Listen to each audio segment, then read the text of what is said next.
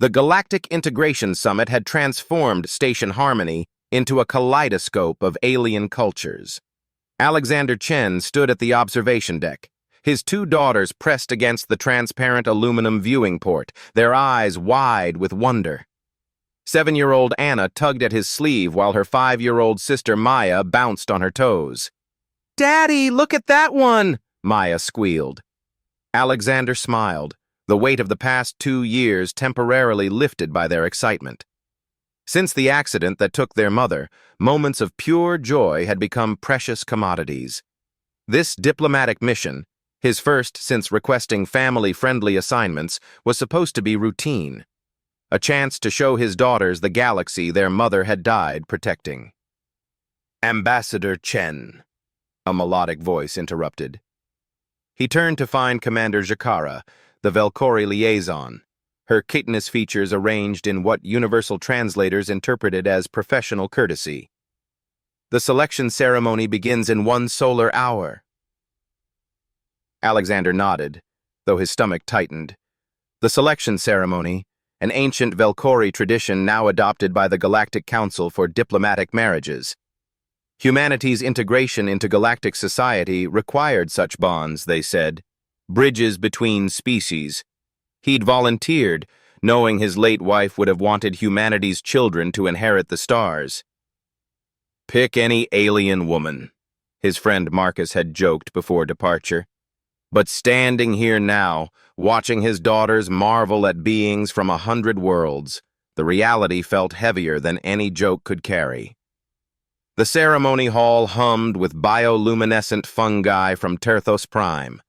Representatives from 47 species lined the curved walls, each potential bride adorned in their culture's finest.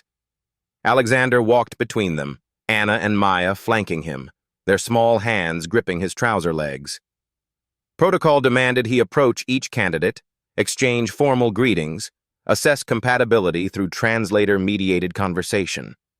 He moved mechanically through the ritual, the crystalline Shalari, whose thoughts sang through light patterns, the amphibious Koravathi, whose 3 hearts allegedly beat in perfect harmony with chosen partners, the statuesque Zentari, whose silver skin reflected emotions in shifting hues.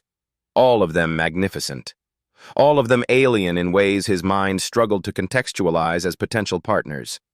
Anna had grown quiet, her usual chatter replaced by intense observation. She studied each candidate with unsettling focus, as if searching for something only she could identify. They reached the far end of the hall, where a single figure stood apart from the others. She was humanoid, more so than most present, with pale blue skin marked by bioluminescent patterns that pulsed gently at her temples and collarbone. Her eyes held multiple irises that rotated independently, yet somehow conveyed profound sadness. A Catharian, if Alexander remembered correctly, a species known for empathic resonance and devotion to family units. Before Alexander could process the implications of that last designation, Anna's hand slipped from his trousers. She walked forward, Maya following immediately, until both girls stood directly before the Catharian woman. Lysandra's multiple irises stopped rotating.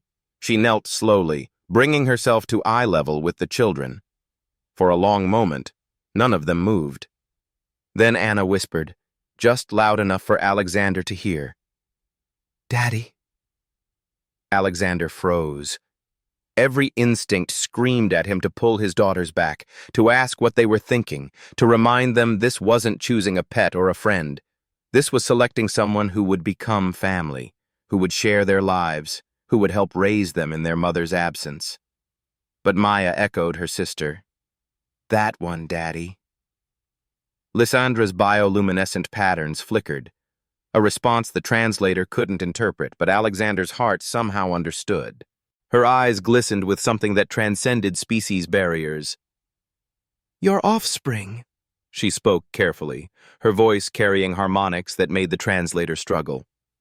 "They perceive loss. The Catharian empathic sensitivity is both curse and gift." She paused, her patterns pulsing in rhythm with her words. "I sense the absence. a presence that should be here. Alexander's throat constricted. Around them, the ceremony hall had fallen silent. 46 other candidates watched, along with dozens of diplomatic observers. My world, Lysandra continued softly, still kneeling before his daughters, was consumed by stellar collapse 14 months ago. I was off-world, providing medical aid. Her patterns dimmed almost to darkness. They sang to me through subspace as the end came. I carry their final harmonies in my neural matrix. Anna reached out, her small hand touching one of Lysandra's glowing patterns. We remember Mommy's voice, too. Maya nodded solemnly. She said to be brave. Lysandra's multiple irises rotated again, focusing on Alexander with devastating clarity. Your species calls this the human condition, to love fiercely despite knowing loss is inevitable. She stood, maintaining eye contact with Alexander, while his daughters held her lower hands. She had 4 arms, he noticed, like dozens of species here, but hers moved with careful gentleness, conscious of their fragility. Ambassador Chen, Lysandra said formally, though her voice carried that underlying harmony. I did not come to this ceremony seeking romance or political advantage. I came because the Council granted me refugee status on condition of cultural integration. Her patterns pulsed brighter. Your daughters have shown me what I thought lost forever. Recognition, not of form or species, but of shared absence. Alexander found his voice, though it emerged rough. Their children. Anna looked up at him, her 7-year-old face carrying wisdom beyond years. You're scared. We're all scared. But Maya and I, we can feel it. She won't try to be Mommy.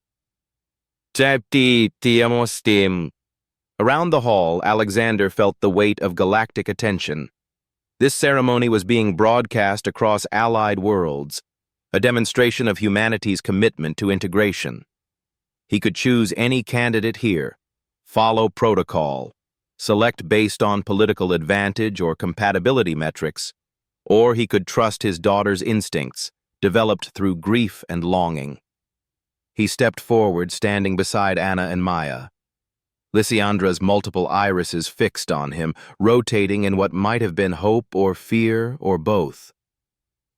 The Catharian bonding ritual, Alexander said carefully, requires consent from all family members present. My daughters have spoken. He swallowed hard. This decision asks you to join a broken constellation. Lysandra's patterns blazed brilliant blue, flooding the ceremony hall with light that seemed to pulse in rhythm with 3 human heartbeats. In my culture, she whispered, we believe that broken constellations form the most beautiful patterns. She extended one hand to Alexander, keeping 2 others resting gently on his daughter's shoulders. I accept this constellation, Ambassador Chen. Alexander took her hand. Her skin felt warm despite its alien texture, and where they touched, her bioluminescent patterns spread gently across his own hand. Not invasive, but welcoming, including. Anna and Maya pressed against them both, and for the first time since their mother's death, Alexander felt something shift. Not healing, that would take years, but possibility.